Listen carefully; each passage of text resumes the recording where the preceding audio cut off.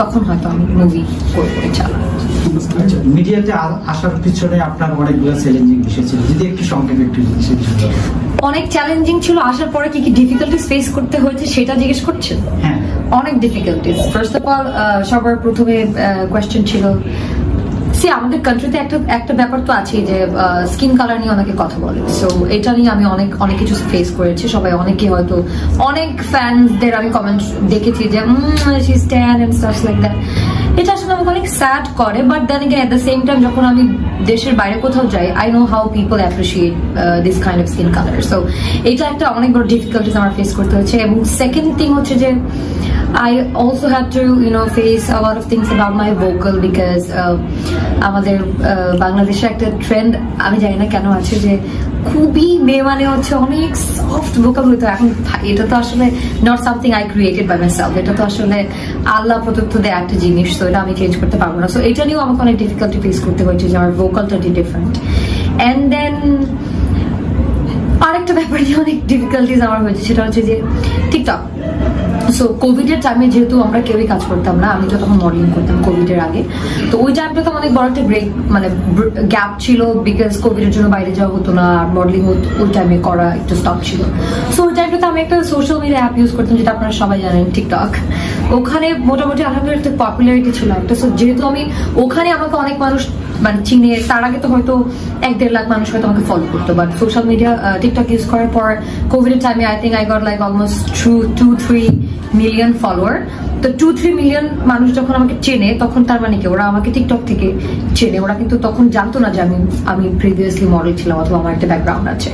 So সবসময় সব জায়গায় আমি যখন কেউ দেখে নিউজ করে, সবাই বলে যে TikToker, but this is not my real পরিচয়।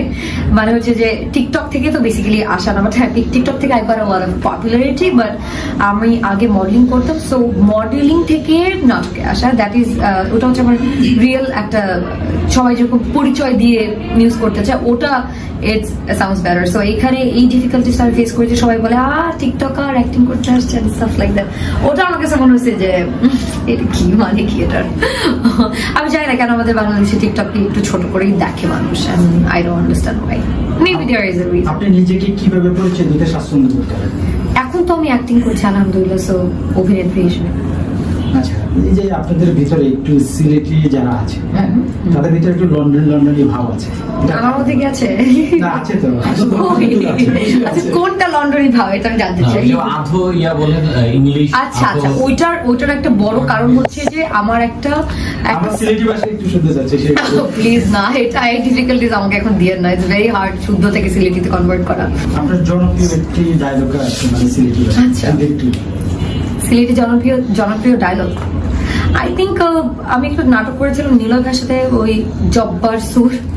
আই থিঙ্ক ওই নাটকের অনেকগুলোই সিলেটি ডায়লগ পপুলার ছিল, যেমন এ জব্বার সুর কিতা খরচ দে, this was famous. And then recently একটা নাটক করেছি আমি, যেটা আলহামদুলিল্লাহ গট 20 মিলিয়ন ভিউ, এন্ড ওটা তো আমি সিলেটি ভাষায় কথা বলছি। ওইটাতেও একটা ডায়লগ আসছে, আমার সিলেটি বাংলা মিক্স হয়ে যাচ্ছে কি, অনেক ডায়লগ আছে। I'm really confused at this moment to remember all these. আপু, প্রশ্ন হচ্ছে অভিনয় অন্যান্য সাবজেক্টে না গিয়ে অভিনয়ে কেন আসা হলো বা অভিনয় করার ইচ্ছা কিভাবে? আচ্ছা, তো যখন আমি মডেলিং করতাম, হ্যাঁ, ওই টাইমটাতে আসলে আমার একটা গ্যাপ হয় কোভিডের টাইমে। তখন আমার কাছে একটা রিয়েলাইজেশন আছে, যেমন আমাদের বাংলাদেশে তো আসলে মডেলিং আলহামদুলিল্লাহ the industry is getting bigger, but then again নাটকের ইন্ডাস্ট্রি যেরকম অনেক পপুলার, মডেলিং ইন্ডাস্ট্রি কিন্তু অতটা পপুলার ছিল না। এখন হচ্ছে অফকোর্স, এখন সবাই ইন্টারন্যাশনালি কাজ করছে। তো ওই টাইমে যখন আমি করেছি, তখন ওইটা আসলে ছিল না, অতটা পপুলার ছিল না। মানে যেমন নর্মাল মানুষজন যারা নাটক দেখে, ওনারা কিন্তু আসলে মডেলিং সম্পর্কে একটু কম ধারণা রাখে। সো সেই জায়গা থেকে আমার কাছে মনে হলো যে 4-5 বছর যেহেতু আমি অলরেডি একটা ইন্ডাস্ট্রিতে দিয়ে দিয়েছি, so if I am not getting something that I want from it, তাহলে তো আমার বেটার কিছু দেখা উচিত। সো সেই জায়গা থেকেই আসলে আমার কাছে মনে হলো যে আচ্ছা, তার আগে আমি যেহেতু টুকটাক অ্যাক্টিং করেছি, সো আমি যাদের সাথে কাজ করেছি সবাই আমাকে রিভিউ দিয়েছে যে you should start acting, because ওই পোটেনশিয়ালিটি ওনাদের কাছে মনে হয়েছে যে হয়তো আমার আছে। সো সেই জায়গা থেকে আমি ভাবলাম যে আচ্ছা let's just give it a try. Honestly আমি এটা মানে কোনোটাই প্ল্যান করে আসিনি যে আমি অ্যাক্টিং করবো, আচ্ছা অতটা নাটক করবো, দেখি অত বছর করবো, কতটুকু পপুলারিটি পাবো, ওটা কিন্তু আই ওয়াজ নট শিওর যে আসলে আদৌ কিছু হবে কিনা। সো জাস্ট কোভিড এর পরে আমি একটা নাটক করলাম, লকডাউন ব্রেকডাউন দিয়ে আমার স্টার্ট, ওটা ইমরান রাফাত ভাইয়ের ছিল। ওইটা কিন্তু কোভিড কে ঘিরেই স্টোরি ছিল। সো ওই তখনও আমার দাঁতে ব্রেসেস করা ছিল, but still I did that.